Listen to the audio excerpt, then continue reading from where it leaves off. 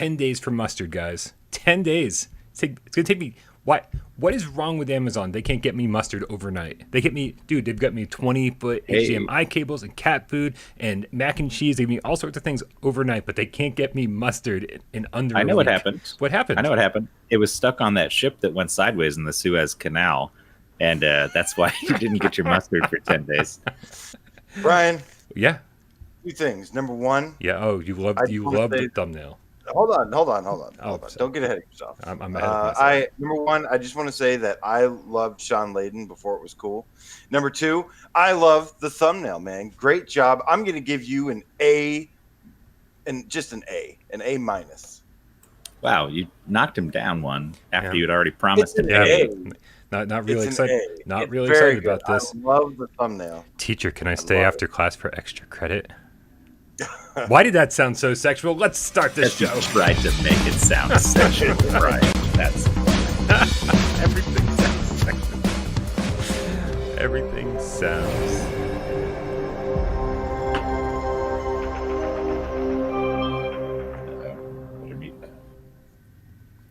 This is PSVR GamesCast Live, where we film live every single Monday, Wednesday, and Friday at 6 p.m. Eastern, because that's what we do here. We love you so much that one day a week just isn't enough. My name's Brian Paul from this channel right here, PSVR Without Parole, and the guys to my right, of course, the boys, Dave from Dave Station, VPR. Wow, you're really working out the musical qualities of the chainsaw there. I like it. You've learned how to play the chainsaw. You know? That was chainsaw in C#. And that guy on the right-hand side of the screen is AJ from the Underground, PSVR Underground.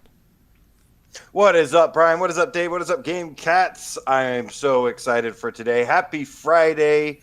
Happy Swordsman, Dismemberment, and Pirates Update Day. You guys ready to fight some pirates tonight? I am. I sure am. I thought the pirates were going to be on our side. Crap, I didn't know we had to fight the pirates. This is nonsense. Yeah, pirates fight pirates all the time. There's a Netflix show about it. They're called, if they're friends, they're called buckos. I don't think that's a thing. Oh. Yeah? Is that where the Tampa Bay Buccaneers came from? It is short for Buccaneers, but it's just buckos. Brian is like uncontrollably laughing about this. He can't. Brian, drink your coffee. Yeah. Guys, a little housekeeping before we get the show started. Make sure you join our Discord. That link is in the description. Make sure you come and be buckos with us. We're all buckos. We're all one big bucko near together. I quit. So this conversation, not that you want to be part of it, happens 24/7. So make sure you come join us over there on the Discord. A little other housekeeping. That's it. No, that's it. We got a lot of stuff to talk about today, and I'm really, really excited to jump into it. You guys been playing anything? Do we need to do any should we or shouldn't we on Casual Friday here at Without Parole? I got a good one. Oh, okay, go ahead. There was a free PS Plus game that came out, and I think this was Dave's like maybe last week, and that game is Oddworld Soulstorm. Now, let me tell you, I've always played this game since the original PS1, and I've always liked it, but I never loved it. And I played about 2 hours last night. I streamed it in the Discord with the cats, hanging with the cats as usual. Make sure you join our Discord. And I got to say, man, for a free game, this is absolutely fantastic. I don't, obviously I only really have time these days to really play VR games, but this was really nice to get a little glimpse of it. I hope I find some more free time to play it because Oddworld Soulstorm is an absolute should we. Well, I was actually going to say that one too. I was just going to reiterate what I had said earlier this week, which is, totally play that game. It looks great on PS5. AJ, I'm actually curious about your experience with it because you're good at hard games. Have you died a bunch already? Because I have died like crazy in this game. I've done a lot, yeah. Okay, cool. It's very trial and error. It's not just me. That's the way the gameplay loop is kind of learned. But yeah, and Donatello says he played for 30 minutes and was like, nah. But once you get over that initial hump of like it's pretty hard and it is trial and error, I think you might, I don't know, give it another shot. I'm just happy. It's the first Oddworld feel like I've ever been able to really get into. So I like free games too. Yeah. Yeah, I watched you play it in the Discord, and it was very much a reminder. It was like, I don't have any interest in playing this whatsoever. I liked Odyssey and Exodus on PS1. I enjoyed those games for what they were. This, I don't like the 2.5D style. I very much liked I very much like the 2D OG sprites. In 2.5D works, I feel like in games like Pandemonium, when there's things like twisting and turning and the tracks are all over the place. But I didn't see any of that in this. I just saw it kind of like, okay, the first 5 minutes I saw AJ playing looked a lot like 2 hours later. It looked very similar. And I was like, man, this doesn't change enough for me. So I'm sure I'd be something I'd like it more if I played it myself. But okay, yeah, moment to moment, it's a very pretty game. Like you might not get that from watching somebody stream for a few minutes or whatever, but like a lot that's going on in the background in these environments and stuff is like really, really well done. Takes a lot of advantage of the PS5 hardware to the point where it even actually gets frame drops occasionally because there's so much going on. But yeah, no, I think it's a really good looking game. It's not bad for free too, right? Yeah, exactly. Free. I think the shouldn't we this week, I'll throw one out there, is shouldn't we be Capcom and try to release a multiplayer beta? No, you shouldn't, because that crashed and burned. I don't know if you guys heard about this, but Resident Evil, there's alongside Village, there's going to be a new multiplayer mode. And somebody in the Discord, I think, clued me in on this. But they were having like a free public beta. And within like an hour or two, they had to pull it and say, hey, guys, we don't know what happened, but like, sorry, we'll bring it back at some undisclosed time. It was only supposed to run for like 4 days too, so didn't go too well. That's from what I've heard. Isn't this the same thing that happened when with whatever multiplayer game came with RE3? Yeah, well, that one was fucked up because everyone wanted to play as Nemesis, and so the lines, like the waiting time to get in there on one of the two teams was like an hour. Gotcha. Because everybody was like, I just want to be Nemesis. So that kind of sucked. Right. But yeah, no, RE multiplayer games have never done particularly well, so I'm not too surprised at this, but we'll see. It's funny. Donatello, the Scientist GameCat, says exactly what I was thinking when you guys were talking about how pretty Soulstorm is. He says, I dream that one day PSVR games look as good as PS5 games. And I 100% agree, man. It's like, I want that. I used to love graphics. That's such a dumb thing I used to love graphics, but I used to be such a snob when it came to frame rates. I never really cared about resolution. I still don't care about resolution, except in PSVR games. That changed, I guess. But up until PSVR, I never cared about resolution. I only cared. I'd rather have a game be 60 FPS and 720p. I don't care. But now it's like, now suddenly I'm like, man, I really do need this graphical fidelity, this visual upgrade when it comes to PSVR 2. Next gen. Could be. This gen. It's like half next gen, but sort of this gen still. Yeah. Awesome, man. Yeah. AJ, 17 items on the Roper report today. 1, 2, 3, 4, 5, Wow. 6, 7, 8, 9. One day somebody from Kind of Funny is going to be like, what is going on over here with that Parole? I watched Kind of Funny earlier. Yeah. But yeah, man. So exciting stuff as always. This is a huge month for PSVR releases. There are 5 games coming out. Let me make sure. 1, 2, 3, 4, 5. 5 games, you guys, and that's not including the updates. Just like I said earlier, the Swordsman update. We'll go through that real briefly again. Unfortunately, I haven't had a chance to play it yet, but it can happen anytime. Everyone be on the lookout constantly. Check your PSN every 5 minutes because it could happen. Oh, you mean do what I've been doing for the last hour? Excellent. Yeah. But no, man, we're gonna kick things off. There's not any huge PS5 related news that I would call news, anyways. But there is the Resident Evil Twitter account said, brace yourself for the next Resident Evil showcase, which goes live on April 15th at 3 p.m., 11 p.m. BST. That was 3 p.m. Pacific time, so 6 our time. It's going to happen, I guess, while GAMESCAST is going on, whatever, unless that's a different day. Anyways, once again, it's hosted a Thursday. It's a Thursday, okay. Once again, hosted by Brittany Baumbacher.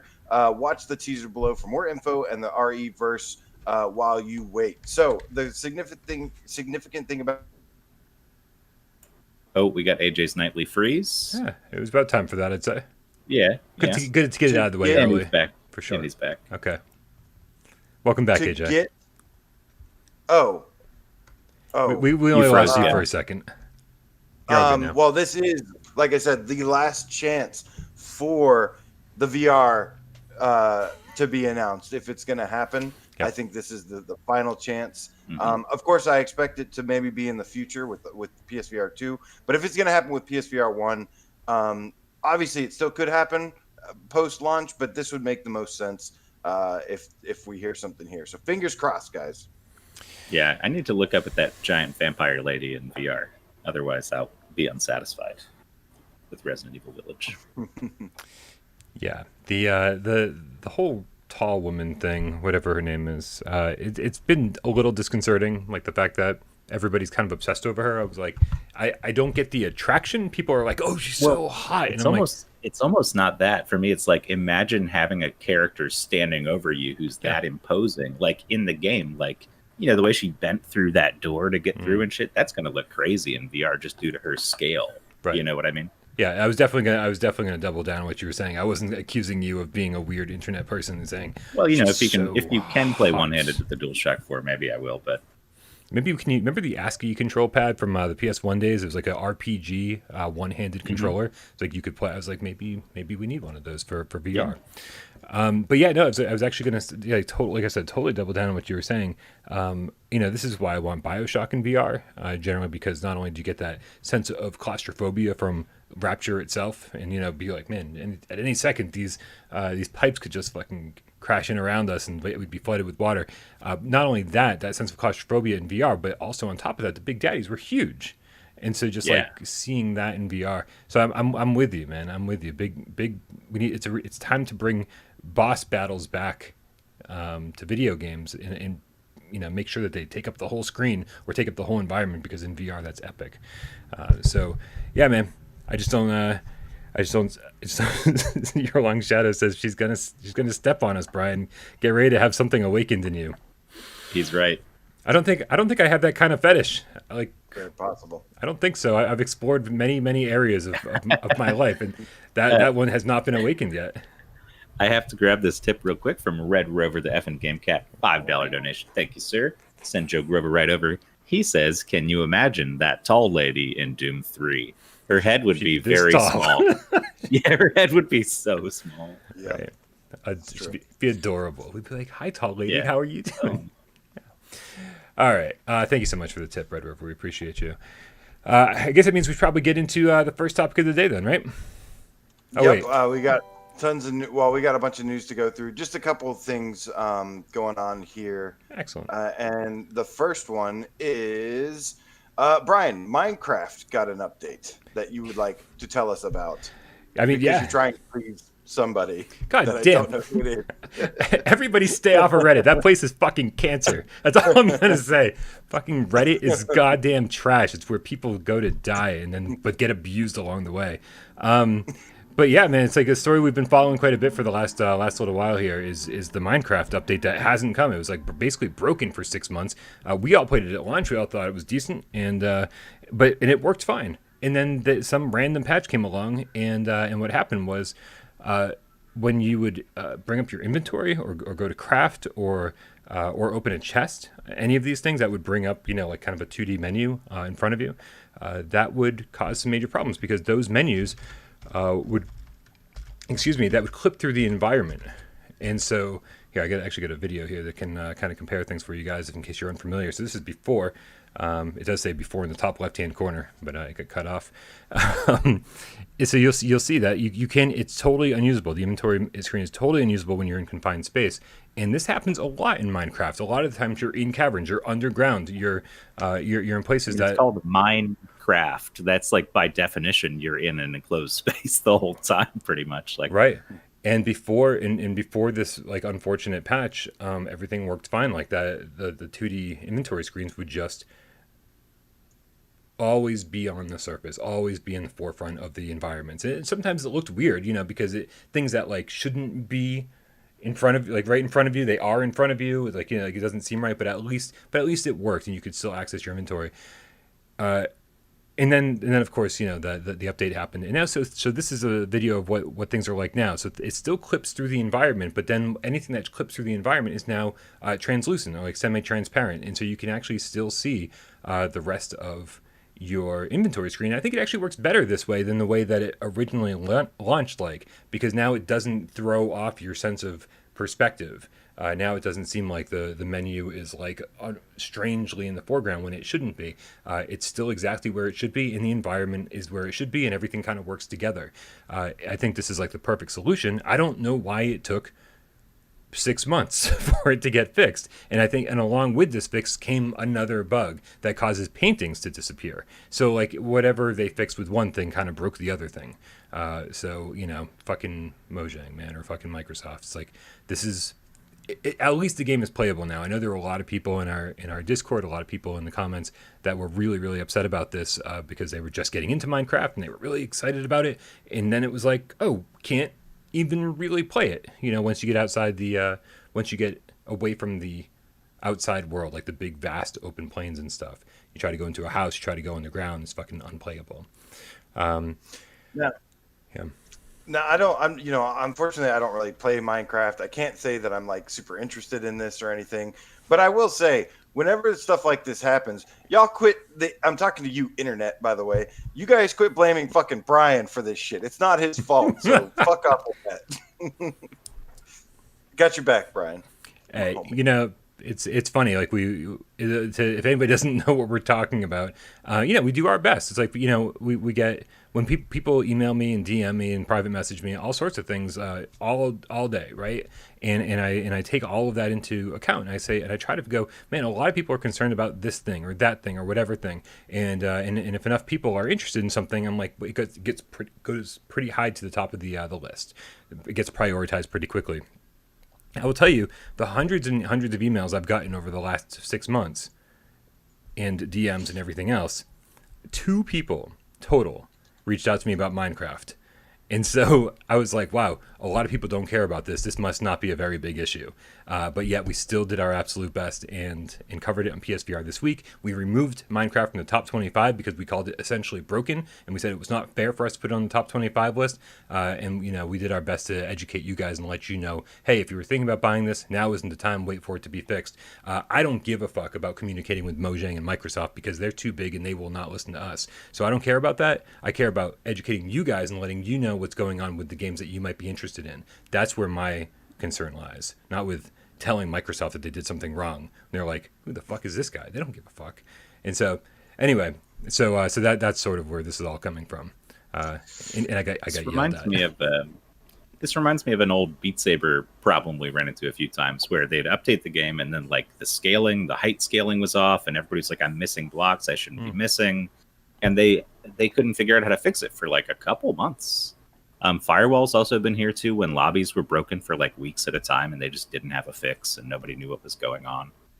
But yeah, for this to last that long seems just like a huge oversight. Like I feel like they think they already got everybody's money. So like why bother putting too much work into it? But we'll see if they get around to it. Yeah, that's rough, man. It doesn't make any sense. It's like, I mean, the fact is like if at a certain point you go, how much work could it possibly be to fix these things? And I guess, Well, especially when it worked properly before, right? Like, yeah, at launch it worked fine. Revert that part back. Yeah, absolutely. Shout out to Donatello, the Scientist Game Cat with a $10 tip, says, always working for the cats. Thanks, Brian. Man, we appreciate you so much. I do my best, It's like there's a lot of stuff to cover all the time. And I'm really hoping that with this new schedule that we're on, not having to edit a bunch of shows, Sirens on my end, holy crap, man. I'm going to be able to cover more of this stuff. I'm going to be able to make sure that things that are high priority get covered very quickly, and I don't look at things 4 months in, 5 months in, and go, oh yeah, this is a really big issue. I'm very excited to be able to do that stuff a little bit more often, a little bit more frequently. So thank you, Donnie. Excellent. So moving on, the next story we have is Down and Out. We got an update from Zatoon Games where they have given us a release window of July, I think. Was it June or July? Shit. Now let me reference. This summer. Coming this summer, guys. It's July. But this game reminds me kind of of a very, very small kind of Grand Theft Auto inspired thing. It looks the art style looks kind of like Grand Theft Auto and Borderlands a little bit. but it's more obviously it's a smaller team, so it's going to be smaller. But it looks like it could be pretty fun. It looks honest.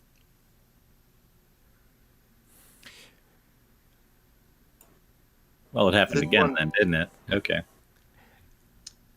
This is one that I'm looking forward to. It's like I said, it's like a little GTA inspired thing, kind of polished and stuff. So,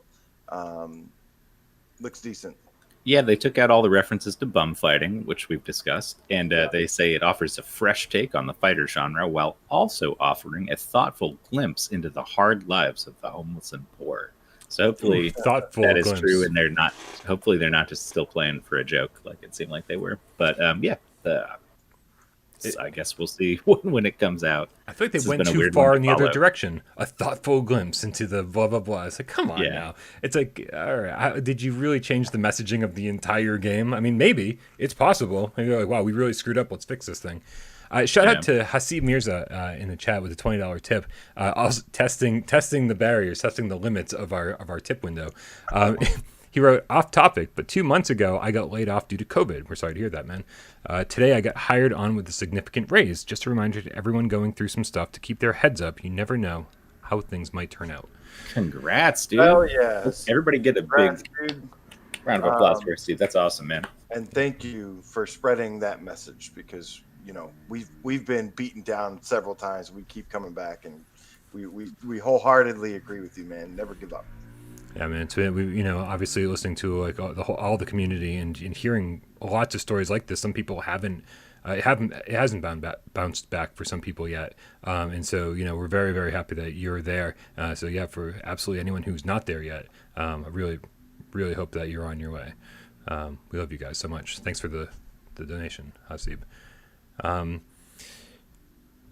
Sin Studio, kind of talking about things that are broken in games. Alex says, I accidentally bricked Swordsman for a whole day around launch. I remember this. He was freaking out. Everybody who tried to play just spawned into an empty room, and all I did was forget to check off one box. Wow. However, Sin Studio, Alec, bricked Swordsman for a whole day, and not a whole half of a year.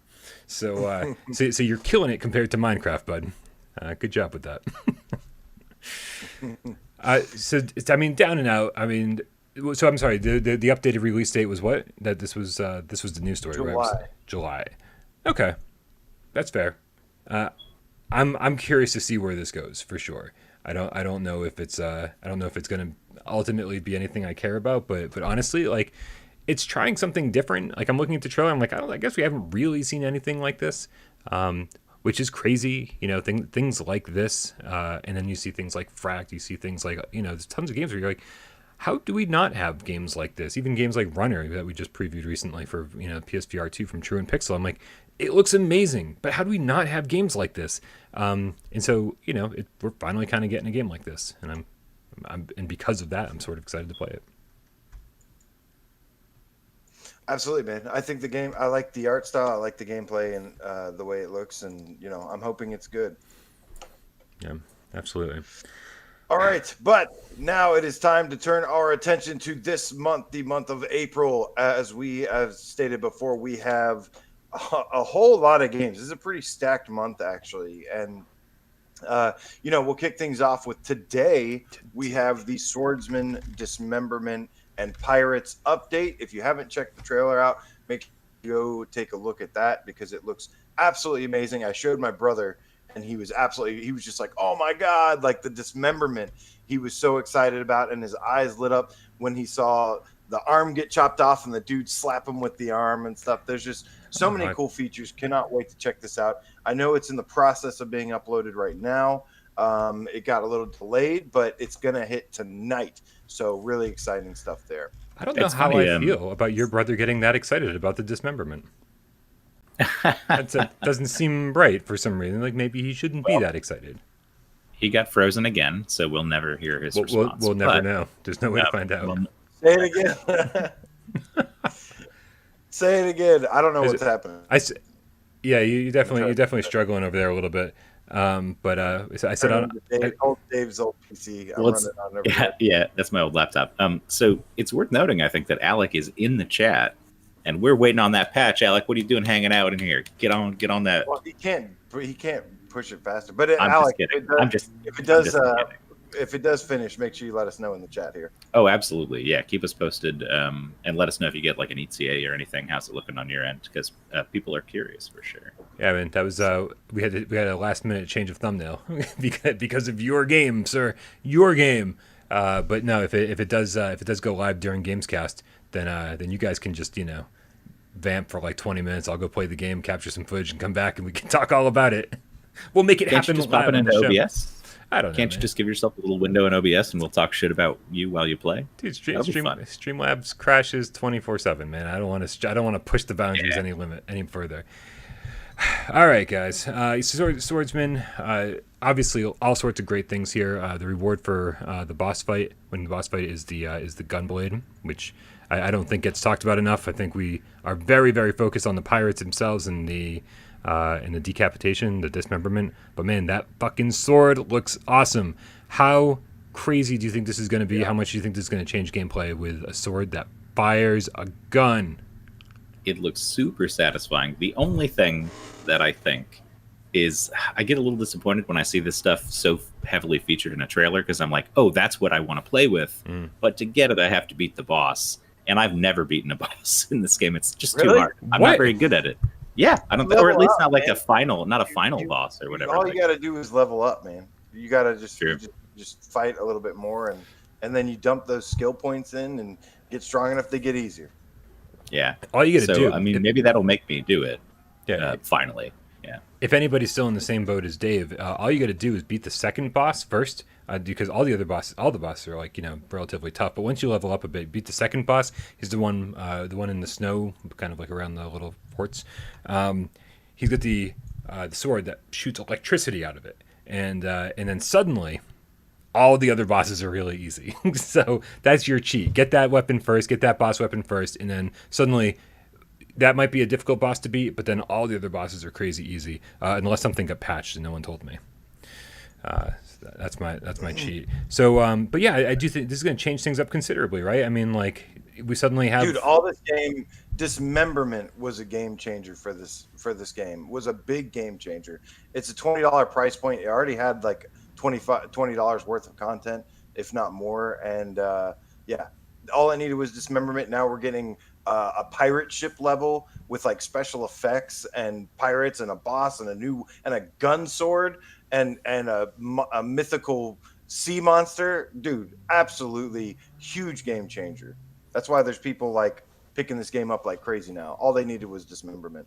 And you guys are gonna have to make me change this pillow. Somebody said it looks like a boob, and everybody's talking about how my pillow looks like a boob. I'm so glad you brought it up because I have no idea what we're talking about. That pillow in the background looks like a boob. Yeah, and I said my mom gave it to me. It's probably not a boob, but then I thought a little more about it. And like, okay, actually, that would make sense. When's the last time you've seen a boob? I've seen a bunch of boobs in my life. Chat. When's the last time you've seen a boob? Chat. I've seen a few boobs in my life. I don't know. I don't see the correlation here. Well, what they're not understanding is that it's not convex; it's concave. That's what I'm saying. The opposite of how every boob in the world is. I think. Well, maybe there's some strange boobs. Some atypical boobs. I'm sure. There's got to be a few out there, right? Yeah. I mean, there's got to be a few atypical penises out there too. Let's be honest. Oh yeah. If you guys want to talk about atypical penises, man, tune into the litter box. I'm sure I could. Anyway, it was real quick shout out to Scott Jessica, PSN Harry Fellow, the PSVR Game Cap for Life, the five quid tip. I almost got that wrong. Last minute save. Right. Hi boys and Game Cats. Future past Scott Jessica here. Hashtag viewer takeover question. What's your most anticipated game series, and would you like to be coming? Game series you would like to be coming to PSVR? 5VR. Jesus, I can't read. And any good on Netflix. I don't know. I mean, can you try that again? Actually, did you have a stroke? What happened? I might have had a stroke, James, but here's what we're gonna do. We're gonna copy and paste that, and we're gonna hold on to it because we want to do a bunch of viewer takeover stuff a little bit later in the show, and I think that would be a great conversation, a great talking point, if I could read it correctly. And if I managed to read it correctly, then but yeah, I don't know. Did you already tell people? Did you already tell people to leave their viewer takeover questions in the chat? if you guys didn't hear that, yet. make sure, like, we're definitely going to be doing a lot of viewer takeover stuff after we're done with all this April release stuff. And so make sure you leave in the chat live your hashtag viewer takeover questions, right? Hashtag viewer takeover, and we'll be copying and pasting it as we go. We'll be collecting them, and then we'll, like, have a nice big long viewer takeover session after Gamescast proper. So I have replaced the offending pillow, so the you gave in. The chat can chill. No, just spending too much time talking about my damn pillow. Blue Chew, the underground game cat, elite name squad in the house, said it looked more like a white blood cell, and I totally agree. Yes. The chat's got a bunch of dirty minds. I mean, dirty. I like dirty minds. Don't get me wrong, but kind of do too. But white blood cell is way more accurate based on the few boobs that I've seen. Shout out to Donatello, the scientist game cat with the $5 tip, says, "What do you think / know about the Kraken? Do you fight it?" Okay, listen, we don't know anything, but the fact is we should just guess something in my eye. We should guess that this is part of a boss fight, right? And that it did seem like at some point in the trailer there was actually an icon on the cannon itself, and so right. I'm going to assume that we have in the trailer. It shows you shooting the cannon at it, so there's probably a little mechanic in there. Right. That's how you got to probably fend it off. It's like environmental hazard. Right. I have to say, sometimes I'm looking at which comments get through moderation and which ones don't. And this Carl Parker one, I'm just saying, who let that go through?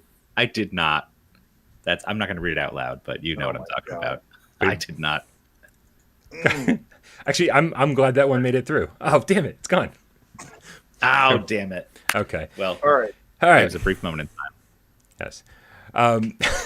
Guys, so the Kraken that definitely seems like I don't know if it's considered a boss battle. We don't really know. We haven't played this ourselves. No, it's an environmental thing. Remember how the Santa Claus one had the falling snow block things that you had to avoid? This is a similar thing. I would think. I don't actually know. But I don't know either.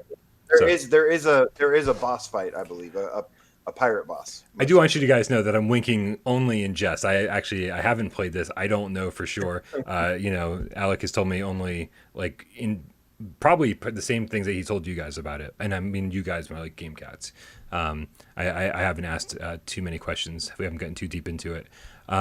So that's awesome because, again, and I've said this 1,000 times, so I apologize for repeating myself, but I do think it's important to say this, right before this update comes out, is that my biggest problem with Swordsman wasn't like, the occasionally wonky physics or anything like that. My biggest problem was that, oh, look, I'm in a different stage with different enemies. The enemies kind of fight the same, and the stages play exactly the same. There's no environmental hazards. There's no nothing.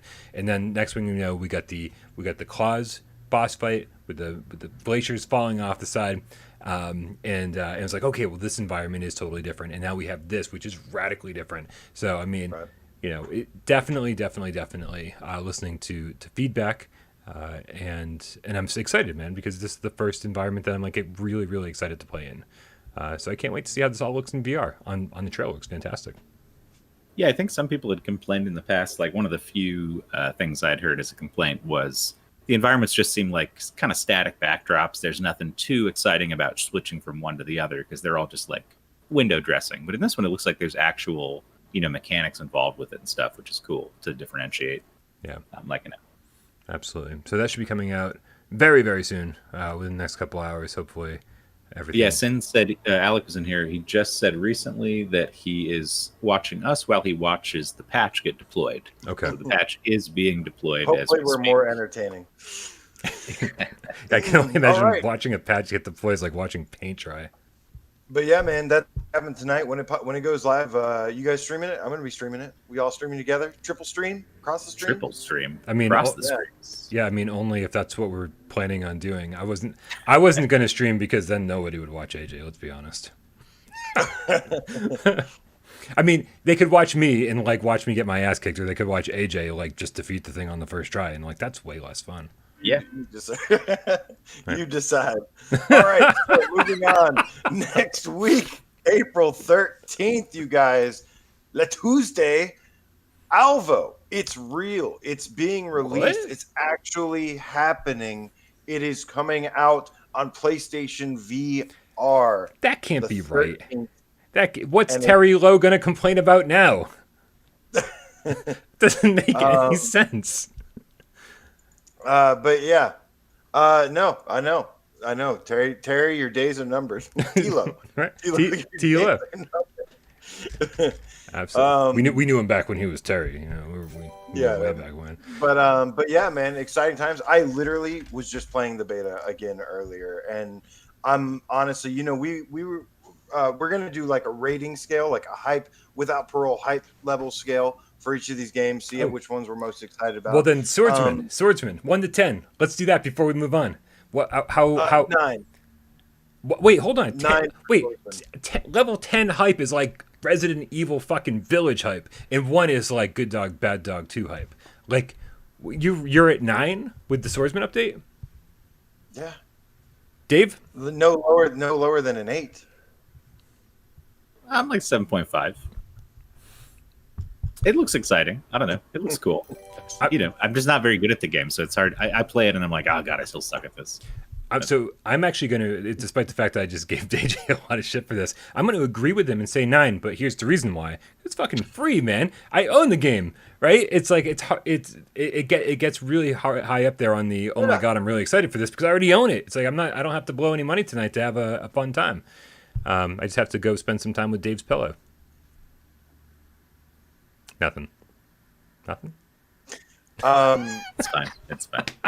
I'm very glad your mom doesn't watch this. But back to Alvo, guys. We got to talk about Alvo here. It's coming out next week. We know it's releasing with 3 different game modes. It sounds like team deathmatch, free for all, search and destroy. I need to play more search and destroy. Haven't played that a lot, but that's the mode that kind of looks a lot like Counter-Strike. I'm a huge Counter-Strike fan, and I love that one game mode. I played the absolute hell out of it. And so I cannot wait to play Search and Destroy. However, I was having an absolute blast with my aim controller and just playing with a bunch of the beta testers. It was so much fun, man. I'm pretty excited about this one. Yeah, I think unfortunately, I think I might not be streaming Swordsman tonight because I definitely have to start. I have to get back into Alvo. I really need to start spending tons and tons of time with it. We're running out of time, man. It's almost out. It's just a few days away. It's like out in 4 days. So I got to make sure that I get my practice in. I got to make sure I get some awesome gameplay footage in. Any of the cats who have Alvo, anyone who's in the beta, make sure you're on our Discord because I'm going to be recruiting all of you guys to get in there when we start capturing footage for the review. Definitely want to see as many names that I'm familiar with as possible in that review. So make sure, like I said, join the Discord. We'll coordinate something. But yeah, I got to get good real fast. That's gonna be a high priority for me right now. Yeah, and I saw earlier today, I just got an update as well. So yeah, gotta check it out. Just a bunch of little small like nice things that they've added. Like when the rounds are about to end, there's like music that starts playing, so it kind of like alerts you, and it's just little quality of life things. And I don't want to go over it today, but we did get a roadmap of what they have planned for the future. But yeah, I'm really excited for this game for sure. The gameplay, man, it's all about the gameplay to me. Graphically, I think it's good graphically. I would like the resolution to be a little higher, but maybe that's a future update thing, PS5 patch, PSVR2. But it's, to me, what gets me excited about this game. They keep saying the immersion. They build around the immersion. It's not really the immersion for me. It's the gameplay. The gameplay is really freaking good. It's so fast paced. There's the sliding. I literally slid around a helicopter, went prone, and like just took out a bunch of people coming around the corner and stuff. And I'm like, this gameplay just fucking rocks, man. And that's what I'm excited about the most. One thing I want to call out here, Doozy Cat in the chat says, I hope the 3 modes don't thin out the player base. I'm also interested in Search and Destroy the most. And that does make me think, certain people will be really excited about that mode, but I think the majority of players will probably just be doing deathmatch and team deathmatch. So it'd be cool to have, I don't know if you guys recall, Squadrons did this thing where to alleviate people just picking the same team every time because they wanted to fly X-Wings, you'd get an XP boost if you picked random. And then it would put you in a random match to kind of offset that. if they did something like this to balance that a little bit, and you could say, I'll just take any lobby that's out there, give me 10% extra XP or something like that. Nice. I think that'd be a good trade-off and fill those lobbies out. So Steve, I don't know if you're still watching or whatever, but just maybe throw that on the old noggin. Depending on how things get balanced out, I'm sure you'll be able to see who's playing what and if certain modes are dead or not. So. Yeah, I definitely want to get back to this in a second. But Jay Meow with the $5 tip says, we can pay for our viewer takeover questions. In that case, do you think PS5 VR will have new tech that reduces motion sickness? I added it to the list, man. We'll definitely talk about that in a bit. Belramio, the Game Cat with the €5, says, let's stop talking about pillows or dismembered arms and focus on important body parts. Baby hands. Mm-hmm. Baby hands. Yeah, that's what's up. That's right, man. Thank you so much, guys. We really appreciate it. Yeah, dude, Alvo's going to be great. I think this is a game that, I mean, it's online only, so it's 100% going to be predicated on making sure that the player base is there and that the player base sticks around. And as you know, if the beta test is anything to go by, the beta testers were addicted and super loyal and couldn't stop playing. And so that just, we're just going to see if that remains true once the game goes live. So I'm very, very excited. I think we'll know that, at least, if nothing else, the beta testers will be there. So $40, $30 launch day price, 2 week discount. So if you're gonna pick it up, make sure you pick it up right away, man. Get that discount.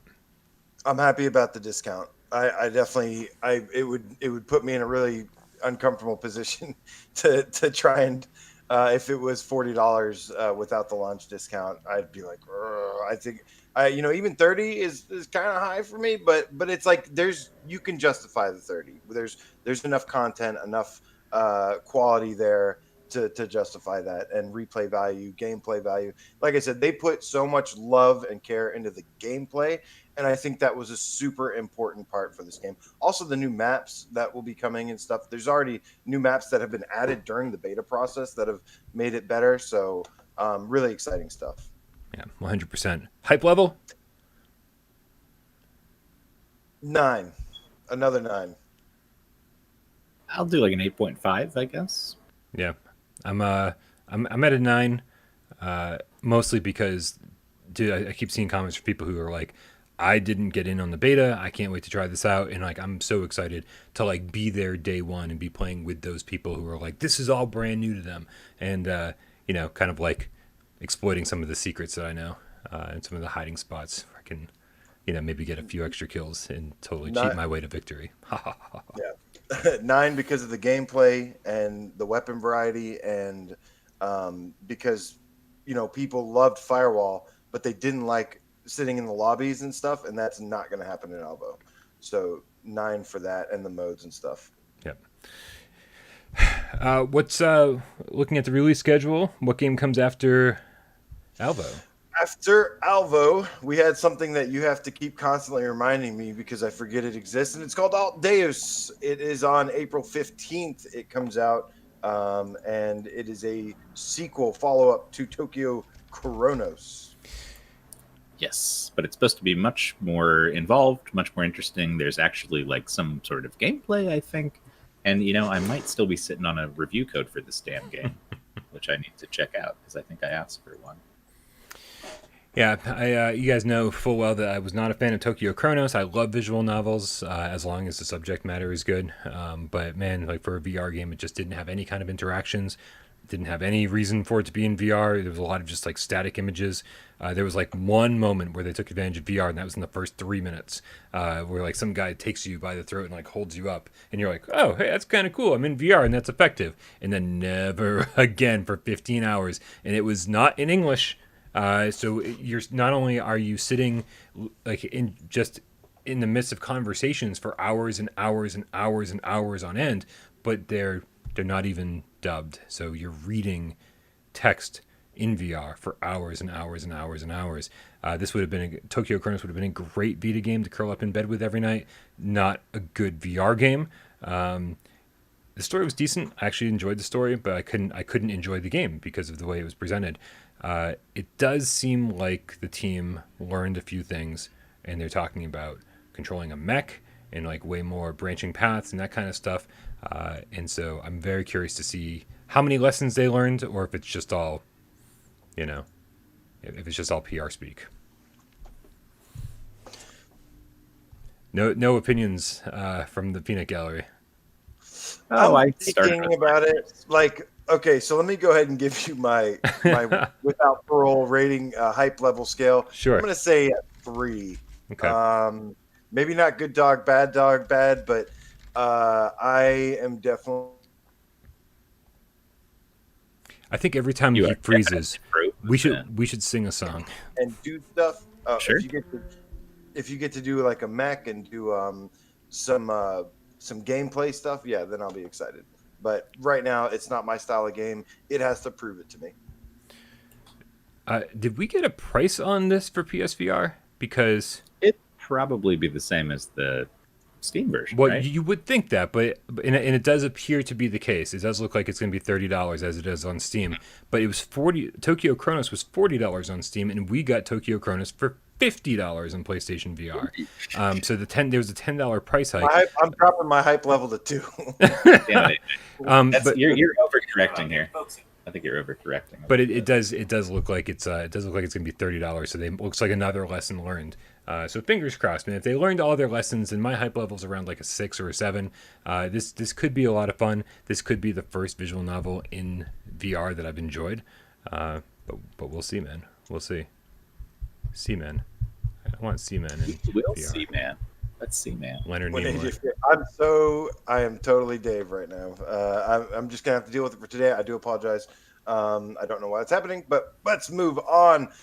Wait, did we get your guys' hype levels for this one? I'm a little higher than you guys. I'll do like a 6.5. I don't know. I like anime stuff. It sounds like this spices it up a little bit. And as J Meow says, the Altdeus Chronos game is the second best rated game on Quest, which is kind of crazy. Like, I don't know. Somebody must like it for some reason. Well, so. Also don't forget that I was the only person that scored Tokyo Chronos low.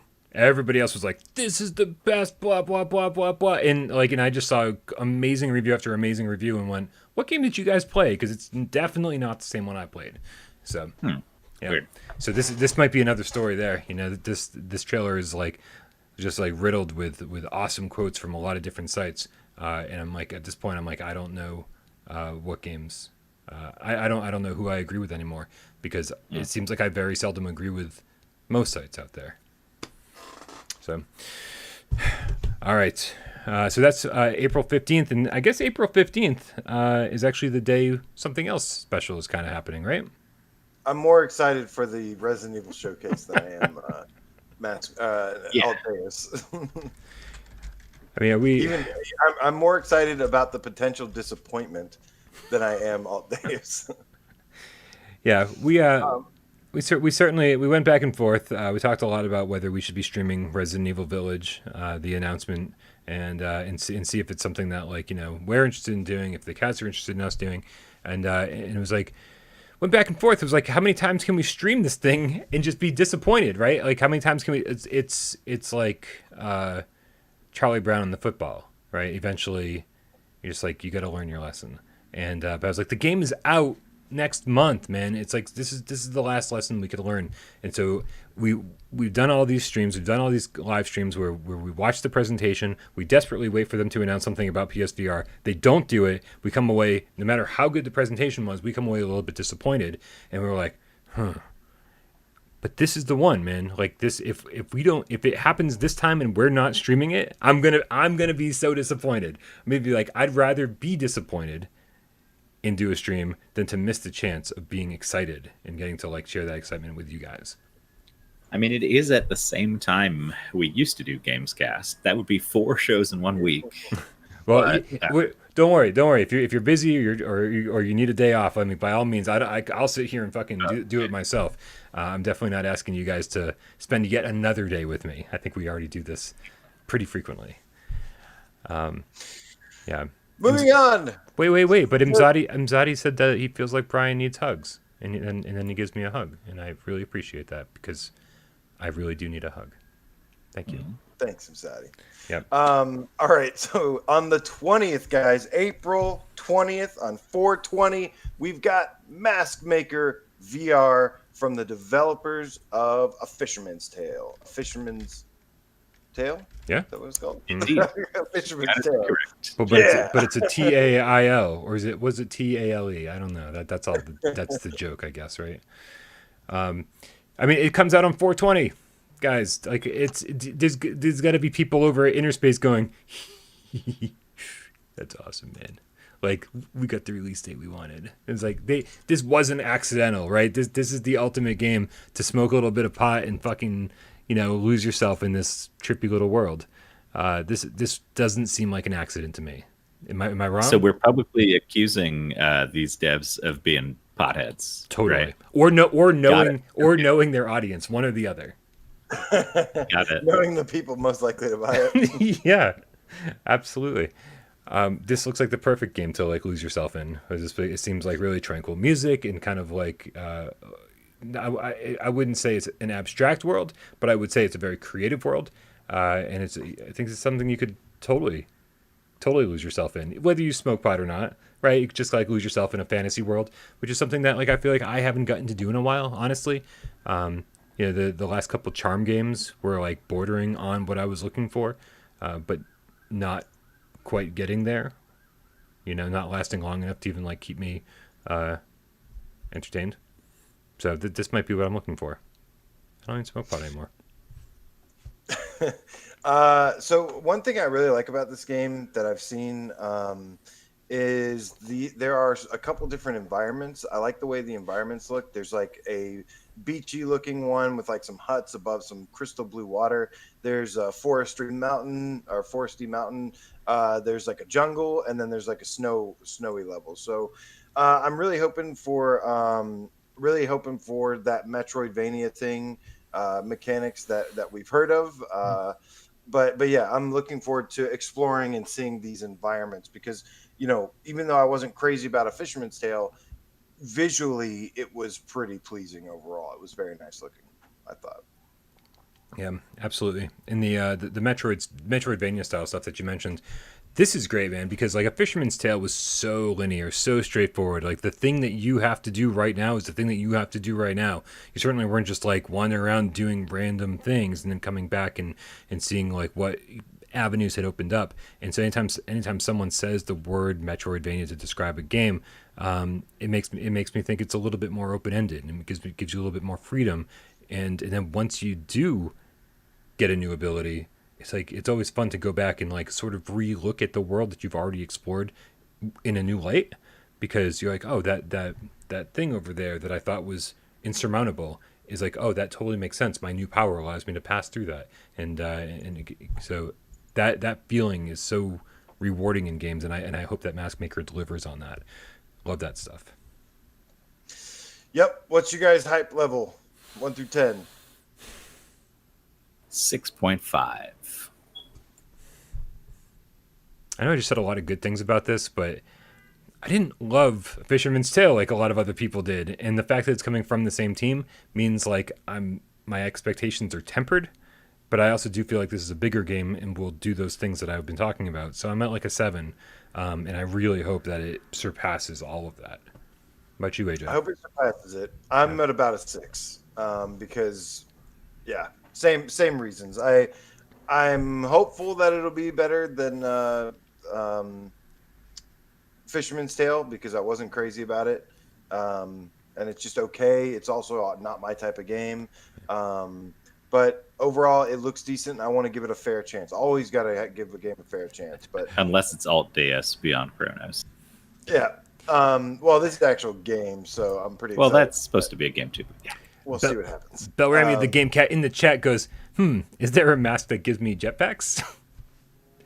Just I love you, that Bell. Would be nice. Right? Share same brain. And right. You Stay Frosty says RC Airplane Challenge should release on 420. All right, so the next game we've got is Star Wars Pinball VR on April 29th, right at the end of the month. Yeah, as we've seen before, we saw the trailer, I think last month it was, and it is 8 Star Wars pinball tables, The Mandalorian, 2 tables never released anywhere else before, including Star Wars Episode 4, A New Hope, The Empire Strikes Back, Return of the Jedi, Rogue One, my personal favorite Star Wars movie, I know, Star Wars Rebels, and Masters of the Force. In addition to these levels, there is also a customizable fan cave where you can chill in your virtual fan cave or whatever. Yeah, lots of other collectibles as well.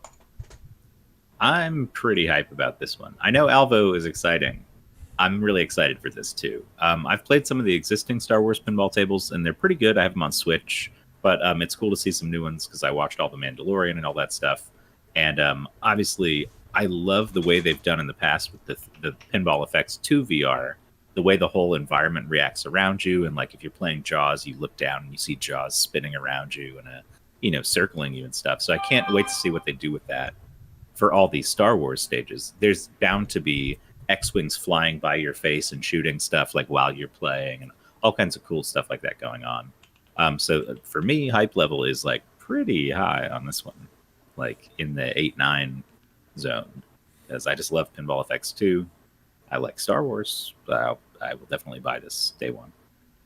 Yeah, I think there's a lot of people out there like Blaze Strip in the chat who says anything VR Star Wars I have. I think there's a lot of people like that, and I'm not the Star Wars target market here. Like, I mean, I enjoy Star Wars stuff, but I'm like, I haven't seen like any of the new movies. I've seen the original trilogy and then like the prequel trilogy, and then I kind of fell off and never came back. So I'm like, so again, I like Star Wars stuff, but I don't love Star Wars stuff. I'm not like, buying stuff just because it's Star Wars. In fact, the reason I'd be into this isn't because it's Star Wars, but instead because it's more pinball tables in VR. And that's something I desperately wanted from Pinball FX2 VR that they never delivered on. They were like, oh, here's like a couple of tables, the Hollywood, blah, blah, blah, the Universal tables. And then there was like the Walking Dead table, and then a couple other, like, and it was just like, but compared to the normal Zen Pinball or Pinball FX, it was just such a limited number of tables when all was said and done. What's crazy is that, hey, this is a brand new product. You're not just adding on to Pinball FX2 VR. This is like, a new purchase. So it seems like Zen is sort of all over the place when it comes to their, not only their flat screen pinball stuff, but also their VR pinball stuff. It's like they need to, I think at some point, settle on a platform and go, this is the one we're going to do for the next 6-7 years, and we're just going to keep like the Rock Band thing, right? Just keep adding content, because I know there's a lot of unhappy players out there. And I mean, I'm not unhappy because I'm just thrilled we're getting more tables. But again, it's a little disappointing that this isn't like just more of Pinball FX2 VR. Well, so I'll say counterpoint. There is a chance here. Zen Studios has always been a pretty decently budgeted, pretty polished. They make stuff that doesn't have too many rough edges and all that. So I have to wonder, like, could they be eyeing a PS5 version of this? Not PS5 proper, but a PS5 patch for the PS4. Because then when you've got a whole new game releasing, instead of just patching stuff into the existing Pinball FX2, then you got a little more leeway to play around with. Do we want to bump up the res on this? Do we want to make it look a little nicer without having to go back and hack into the original game? Yeah. So hopefully that's something they'll consider, or that we'll see some improvements. Not that it was blurry by any means, but everything could always be sharper. So, yeah. Agreed. But yeah, again, just happy that it's coming out, and I think we did get a price on this. Wasn't it like $30 or something? It's like, I believe so. We know that some of the tables for FX2 VR, some of those packs were really expensive, and so this is actually a pretty good deal out of the gate. So I'm excited, man. I'm definitely excited. This is for me, just because it's pinball and like Star Wars is like a little added bonus. I would say I'm at like a 9 for this. The problem is that it's gonna be too many tables from day one, and I'm gonna have to like literally just focus on one table. I like try them all out and just focus on one table and get really good at it, because that's really difficult. That's really difficult, especially when I have Zen Pinball on my Vita and on PlayStation 4, and there's too many good tables, and so I'm like, I'm gonna play Iron Man, I'm gonna play this one, I'm gonna play that one, Spider-Man, and just bounce back and forth. But man, pinball I think is only really good when you learn the table, and then you spend just hours and hours and hours learning the table and figuring out what you're supposed to do first and second and third. And so this is going to last me a long time, because I will take my time and learn each table separately. I'll tell you what makes me excited is I've had a look at the mini games that pop up. So like this was one thing I really loved about the Zen Pinball Walking Dead table was that like, you trigger certain events and stuff, and it's not always just, you're just bouncing the ball around. It's like, no, there's objectives, there's missions, there's certain targets that you try to do. And the mini games that pop up, I've had a glance at those. And that makes me really excited. And I'm going to give this one another 9 for my hype levels. So 3 9s for me this month. That's pretty hype, man. April's PSVR AF, man. Yep. That's sorry, no one watched. All right, finally, the final game this month is Layers of Fear, which also comes out the same day. We 10. Just talked about sorry, not my turn. So let's 10. We don't have to go too much into it, but we do know it is like the series, the long-lasting series from 2016 that is being brought into VR. It's a horror game, and it's got some creepy-looking art and stuff, and I think we have a price for it too. I think $20. Yeah, $20. Brian, you a 10? 10. I mean, let me think about it. 10. It's a 10 because, and here's why I'm so excited that I didn't get around to playing it on flat screen. I have it on Switch, I have it on PlayStation 4, and I tried to get into both of them, and it was like, no, I'm not feeling this. Maybe because it wasn't VR, maybe because it's a slow beginning. But I'm so glad somehow I missed this game flat screen, so that I can finally play it the way it was meant to be played in VR, because everything's meant to be played in VR. I'm so lucky, and it's a horror game, and it's like 4 hours long. It's like, as long as it's better than Don't Knock Twice. I said this last week. As long as it's better than Don't Knock Twice, I'm fucking happy. And I don't think that's going to be very difficult. So 10. It's a horror game. I've been desperate for one of these. Guys, what do you think? I'm at like go ahead. I'm at like a 7 or an 8. I'm really excited to play this. I know a lot of people have said some great things. I think it's going to be good. I hope it's good. But yeah, I'm just kind of more excited about the more action-y stuff going on with the other games. So I'm going to give this like a 7 or 8, but, that's still very excited. Absolutely. Yeah, I was thinking 7.5, so I'm right there with you. Yeah.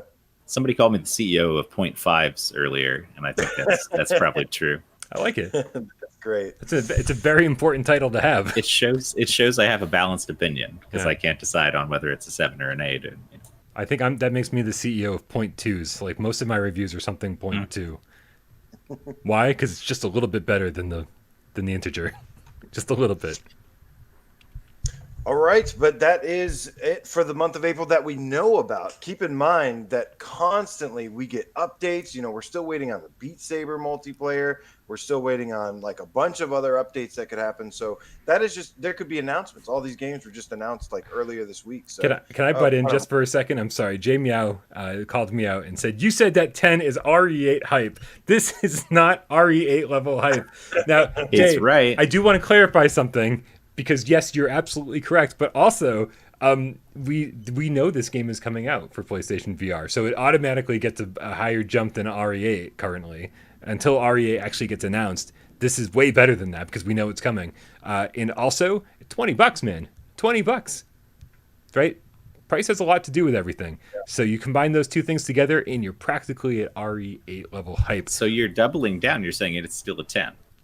Oh, it's still. I'm doubling down, saying I'm super excited, dude. And also, dude, we've had such a dry spell for horror games. This past October came and went with like nothing. Even the one before that, we got practically nothing. Like Spookies was the best we got. It's like we've just been waiting, man. We got waiting. Like Folia Dia Father, like came and went, never happened on VR. What else, man? It's like just lots. We're waiting on Hinge, which was supposed to be Q1 but got delayed a couple months. So like I've been in a total horror game dry spell. I can only play Resident Evil 7 so many times. Bring me the action. I'm ready for some action, man. So guys, this is something special we want to do. We want to kick back and chill with you guys a little bit and close out the show with a little bit of viewer takeover. Brian, do you have the video ready? Maybe. There it goes. Cue the video. Everybody, protect your ears, man. Protect your ears because this gets real out at the end.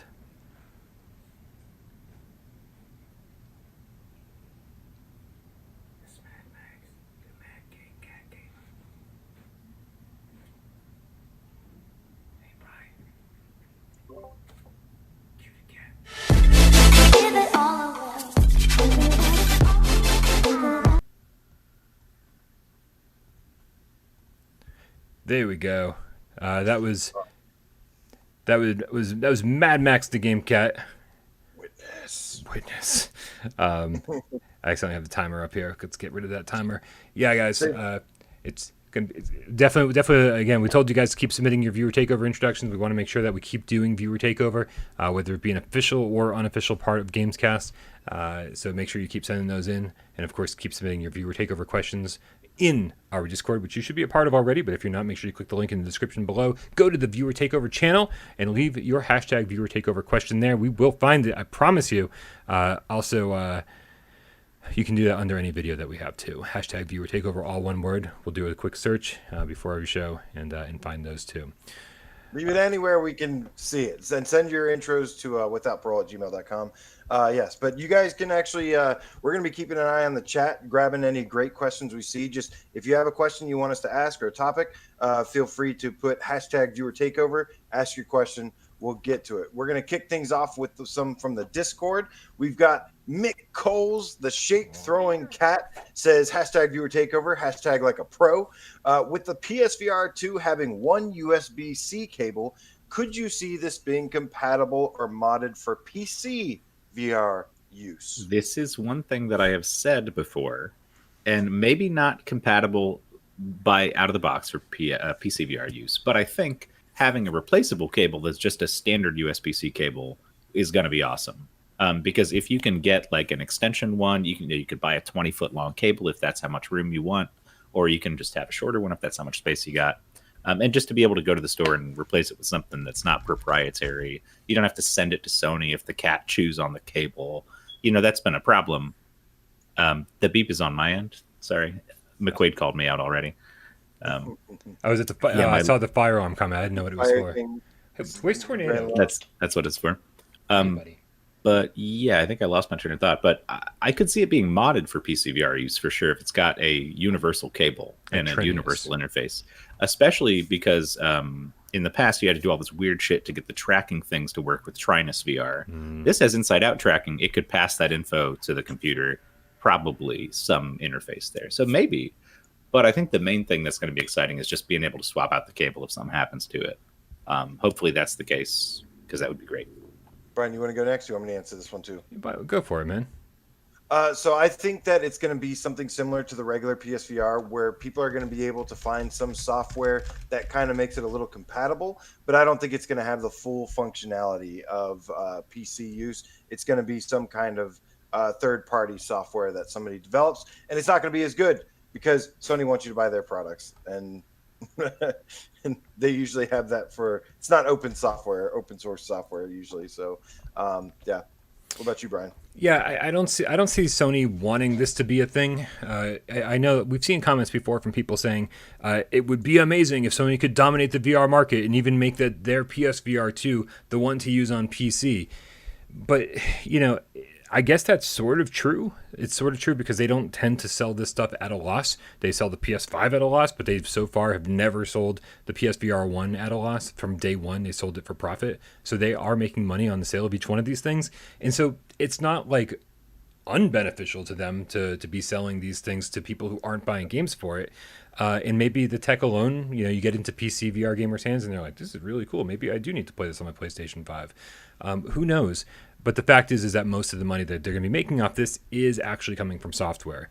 And so I think it's most beneficial to them to get into the hands of PlayStation 5 gamers. To be able to, but if you have people playing on PlayStation 5 that can just swap it quickly back and forth between their PC and PlayStation 5, that's sort of a win-win from a consumer standpoint. And I have a hard time thinking that I really can't see any downfall of Sony making this something that's easily accessible to the consumer, rather than having them jump through hoops like Trinus. So I mean, I don't know. I'm kind of confused, to be honest with you. At first I was like, no way, absolutely not. Why would they want this? And now I'm sort of like, go for it, man. Hopefully people find an easy way to use this on PC VR and then make it like the universal headset. Yeah, I've got kind of a counterpoint that I thought of while you were talking to my own previous point. I'm going to argue with myself here. You had a lot of time. I'm going to argue with myself now. Okay. Yeah, so I was talking about it would be great if it was a proprietary USB-C, and that might make it easier to, hook up or mod to a computer or whatever. But if it just runs over USB and doesn't have an HDMI out through the box or anything like that, part of the reason that shit works, I think, on PC is because any HDMI input can be displayed on the PSVR headset in cinema mode, right? So like there is that layer of HDMI info that's running outside of the USB, right? Does this make sense? You guys following me here? Like you can plug a Switch into your PSVR and watch your Switch shit in cinematic mode. It works. But if it's just a USB, I don't know if that'll work as easily because it doesn't have that raw HDMI output. I don't know. Just a thought. We'll see. Yeah, I mean, this is one of those things that like Sony just has to sort of figure out and then make happen. I don't know. Like I'm like I said, I'm sort of at a loss during the entire conversation because I can certainly see benefits to both sides. Yeah. I don't know. Good question. All right, AJ, what's our next question? Second question comes from Orseek64. Is that his actual name in the Discord? That's hilarious. Yes. And he says, #viewer takeover like a pro. Can you name a game that delivered its part/chapter/episode 2? Exorcist, Legion VR. That didn't release separately. It released separately on PC, and then when it came to PSVR, we got 1 through 3, and then it took a couple months for us to get 4 and 5. You cheated. Okay, you cheated. I myself cannot name a game that got a sequel. Angry Birds 2, the movie, the video game. No, that's not a sequel to any. It's not a sequel to anything. I mean, well then, Vader Immortal, going by Brian's cheating ways. Well, yeah, they all came out on the same day. That works. Yeah, they all came out on the same day for PSVR. So that's not exactly a 1-to-1 comparison, I would say. But okay, I'll take it. You know, I get what you're saying there because Chapter 3, Chapter 4, Chapter 4 and 5. 4 and 5 came out months later. Yeah. So wow. Only Wolf and Wood out there by their lonesome delivering a thing. Number 3, Braxton B says #viewer takeover like pro in our Discord. Says, okay, I'm too curious now. What 4 characters would you 3 put on your VR Mount Rushmore? Astro. Okay. Astrobot. We got to get Candy Love up there. Candy Love. Okay. Candy Love. Yep. Cookie Pie. Cookie Pie is good, but we might need to make an exception for somebody like, let's see, who else would be in there? Jack from Resident Evil. Jack from Resident Evil would be a good one. I'd rather have Mia and can have her just like the demon face Mia. I don't know. Is Jack more iconic? I think so. Yeah. Okay, so hold on. I'm taking notes here. We got Jack, we got Cookie Pie, we got Astro, and who was the other one? Oh, Candy Love. Candy Love, I think, goes over. Candy Love goes over Cookie Pie for me, but they're both in the same kind of ballpark. All right, Braxton, that's your thing. We had one question come live during the thing. This is from Flaming Arrow 2003. Now, let me tell you, though, all you got to do, guys, when you want to ask a question, put #viewer takeover. Make sure you do that so we can find it. Luckily, I caught this. But he says, I do have a question. Will PSVR 1 stop getting games, or will both 1 and 2 share games? Because I don't want to spend another $1,000. So basically, he says, will PSVR 1 stop getting games, or will both 1 and 2 share games? I think PSVR 1 will stop getting games the same way that PS4 is going to stop getting games. Like, it's not going to happen right away.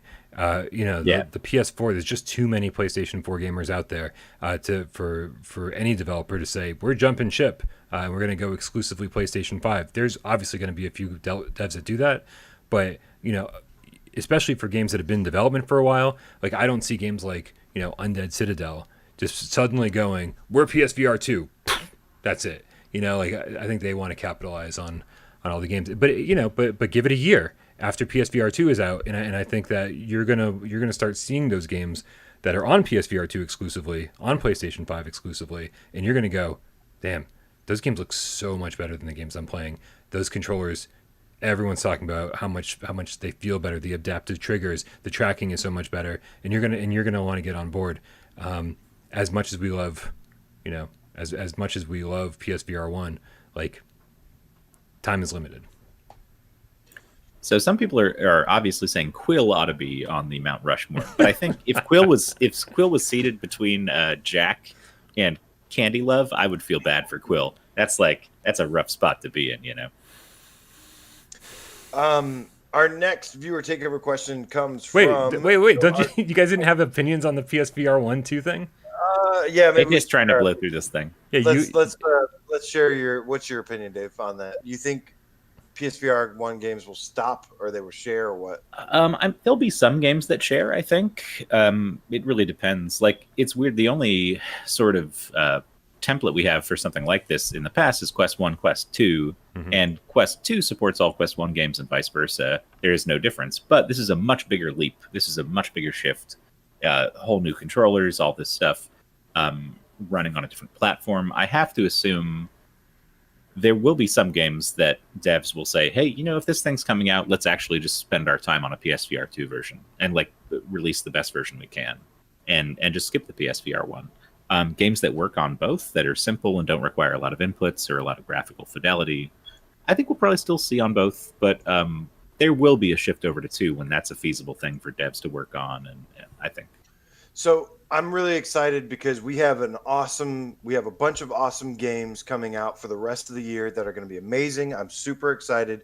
But I think once PSVR 2 gets here, I'm like ready to cut ties. And like Matthew Lee, who's in the chat, says, from a dev perspective, it takes a lot of time and effort to get those dumb wand controllers. Hey, first of all, they're not dumb, okay? Don't call them dumb. They're awesome. He says, dumb wand controllers to work. Gonna die quick once part 2 comes out. Yeah, I agree. I think there may be a couple residual games that launch right after. Maybe some will get a PSVR 1 version, but everybody's going to want that new hardware, that better hardware, that next generation PS5 hardware. And so, yeah, I think I agree with Matthew here, who I think is spot on. It's gonna once PSVR 2 comes out, it's going to die off. PSVR 1 is going to start dying off really fast. It already is. Yeah, and you know, we all have our qualms with the moves, but I will say these things are doing way more than they were ever designed for. I love and they're dumb, but also like they're way smarter than they ought to be for some tech that came out fucking 10 years plus ago. So you know, they're really stretching to the edges of their effectiveness here, but you know, they're doing their best. Dave, you said before that sometimes limitations are really what bring out the most creativity. We've talked about games like Static and stuff. I stole that from Brian Eno. Yeah, Brian Eno says that. Well, I mean, I 100% agree, and you know, I think that those move controllers, again, like you said, they never should be doing the things that they're doing. Got to give a lot of credit to developers who figured out ways to make things happen. We've like actually developed our own type of language in terms of move controls. Like we all learned how to move around, double tap that thing, hold it, move and point. You know, we all know how to move around in VR without an analog stick. And yeah, it's going to be great when we finally get one. But like, we're actually doing pretty damn good without it.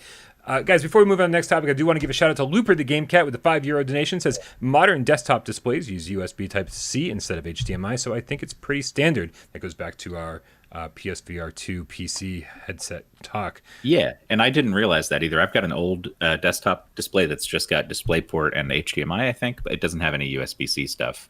And I don't think my like PC that I bought less than a year ago has that either, the USB-C out. So I know it's out there, but how common is that at this point? I don't know. Guys, we got a couple 2 viewer takeover questions from that came in as tips earlier. I want to make sure we address these real quick. Scott Jesco PSN, Harry Fellow, the PSVR Game Cap for Life, said, what's your most anticipated game series you would like to see coming to PS5 VR? And then he said, plus any good on Netflix. I'm still not sure what the second half of that question is about. Anything good on Netflix? Yeah. I guess he wants to know if we've been watching anything. There was a side note. Let me say something about the Netflix thing real quick. First of all, Armored Core. I want to see Armored Core in VR, and I would love that. Secondly, real quick thing regarding Netflix. They just announced today that following theatrical releases, Sony Pictures will be, I don't know if it was Sony Pictures specifically, but they basically said Sony will be, their movies like Uncharted, a lot of these video game based movies are going to be making it onto Netflix directly after the theatrical release. Maybe it'll end up being simultaneous. And I responded actually saying, I can't wait to watch all these movies with my friends in my PSVR 2 from a space station. I hope that's possible. I really do hope they do that. Like some kind of integration there with big screen would be great. Like if you could all sign into your Netflix and everybody just hops into a room and then you guys all watch the newest Sony Pictures release or whatever. That'd be fun. Very cool.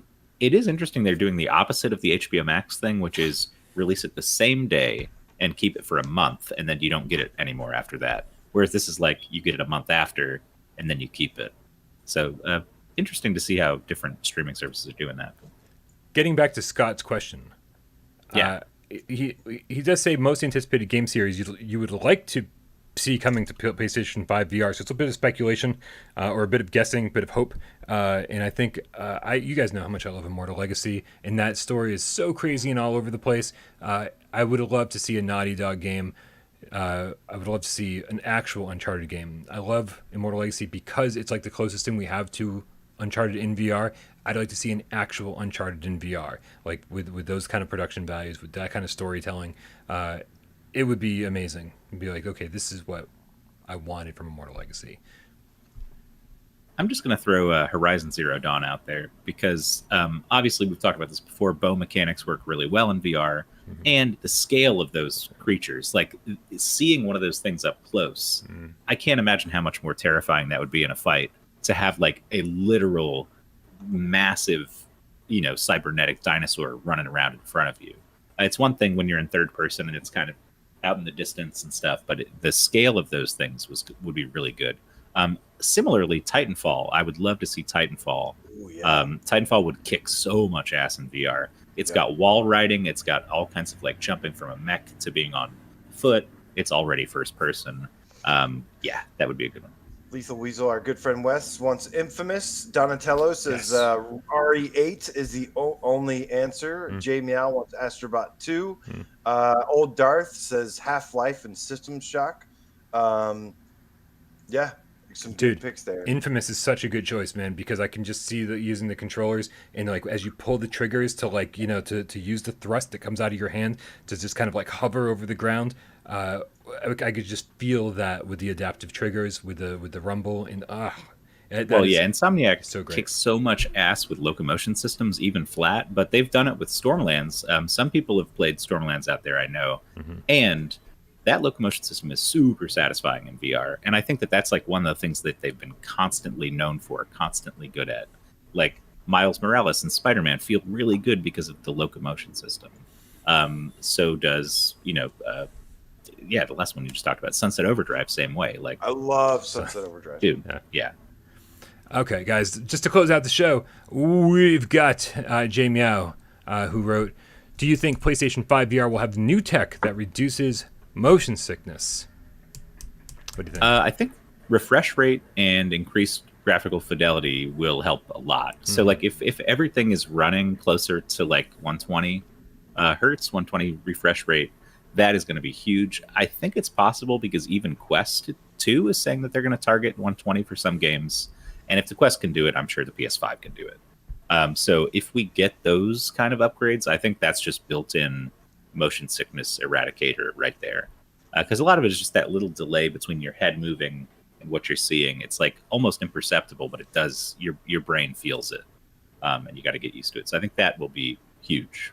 I think there's also an element of the of having a wider field of view. If we do manage that happens, then suddenly now your peripheral vision is also along for the ride. I think part of the problem is right now is like where your eyes are focused, your eyes think you're moving, but over here you don't see anything moving, and so like your mind isn't completely being tricked; it's only partially being tricked. And I think once you convince all of your vision that you're moving, it's going to be a little bit of a different story. So I think that combined with what Dave's talking about will be, definitely lead to much less motion sickness.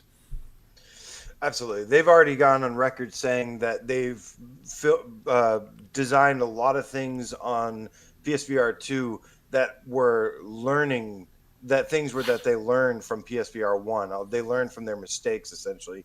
All the pain points, all the things that caused them problems. And to me, it's tough because I don't get motion sickness like ever practically, but I do get uncomfortable, and that's usually when I know I'm like, this is going to kill somebody.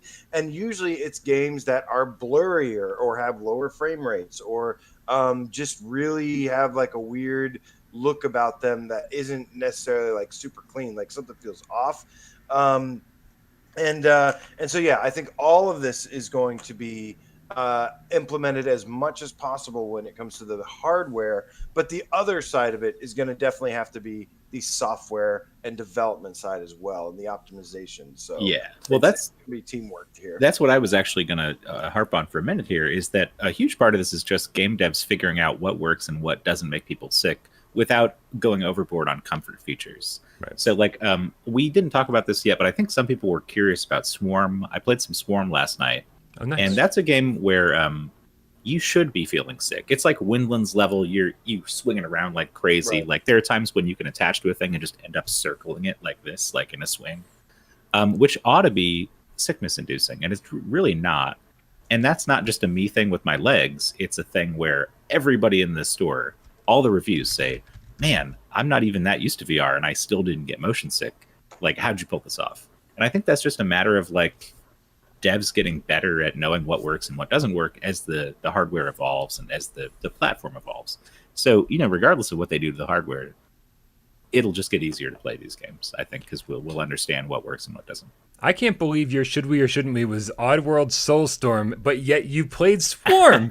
You should have started. You couldn't start the show with Swarm. Sorry, I only played for like 30 minutes or so. I didn't know if I had like a full opinion on it yet, but it's okay. You guys didn't know. I actually set the timer for you during the should we or shouldn't we time. I was just like, nice. It's like let's just see. I don't know. Let's just see how long they go for. All right, guys, we are definitely way over our time limit for the day. Thank you guys so much for hanging out with us, though. We absolutely love hanging out with you guys. We definitely want to make sure that we do viewer takeover question like this, like, whether it be rapid fire or spending more time on one specific question way more often. This has just been, since we switched over to the 3-day format, we have had so much news to talk about that we haven't actually been able to like get into a normal flow, a normal rhythm yet. So I think things like today will be a lot more common in the weeks coming. But that's it, guys. Make sure you click the link in the description and join us over on Discord, where this conversation happens 24/7. Also, make sure you head on over to Dave Station VR and subscribe to his channel, because he's always streaming PC games that are coming our way. Hopefully, Swarm. And then, of course, we got AJ over at the Underground. Make sure you go subscribe to PSVR Underground. And I'm sure as soon as that Swordsman update goes live, he's going to be streaming that for you. Oh yeah. So make sure you subscribe to those guys. Also. That's it, guys. Be part of that Patreon. Scroll down below. Patreon.com/withoutparolegames. That's really important. Keeps the lights on around here. And we love you so much. Guys, guess what? We brought the cat back. Let's cue the fucking cat. Oh, because...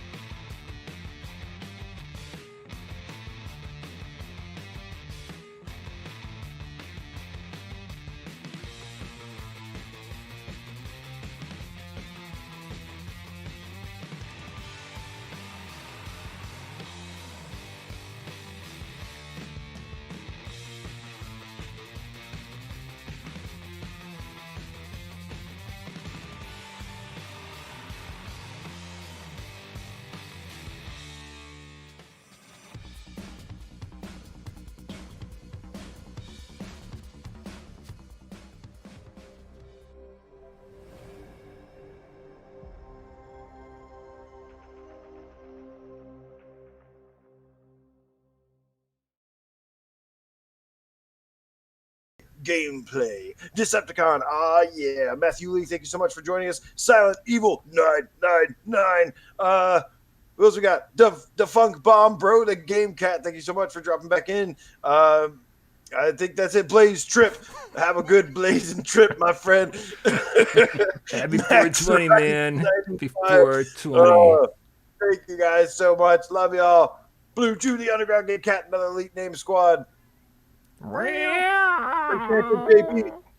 Identity. Hey, Brian, I think before we go, we should make a pizza bet on whether your mustard gets here before my little Neo Geo Mini thing, or no, the Arcade City, Astro City. When's that supposed to come? It hasn't been shipped yet, but we'll see how long your mustard takes. My mustard's going to be like another week. Okay, well, mine might come first. I don't know how I'm gonna live in a mustardless existence for that long. I've never gone this long without mustard. I'm very concerned. Well, you need your fancy mustards. I do. Horseradish mustard, man. Like, there's no other kind of mustard. Horseradish mustard is the only mustard. All other mustards are silly. Gracious. Honey mustard is actually the real good mustard. It's all right. It's all sweet. Yes. Mr. Sammy Pop. I like things that clear my sinuses. Like, is there wasabi mustard? Is that a thing? Because that sounds good. I'm sure it is. They might be both based on the same mustard seed. Who knows? I mean, it's very same ballpark. It's very possible. It's very possible. Do you want to? Can I get some extra credit? Can I get some extra credit after class? No. Can I get some extra credit? No. Can I get some? Fail. I need it. Somebody just got here. I need a better. Thanks for showing up, Be the Game Cat. You're just in time to hear whatever this is. Whatever this is. Also, hello, Dong Strongly. Your dong is so strongly. Goodbye, everybody. What happens on Friday, folks. Casual Friday here without Pro. We love you all. Oh,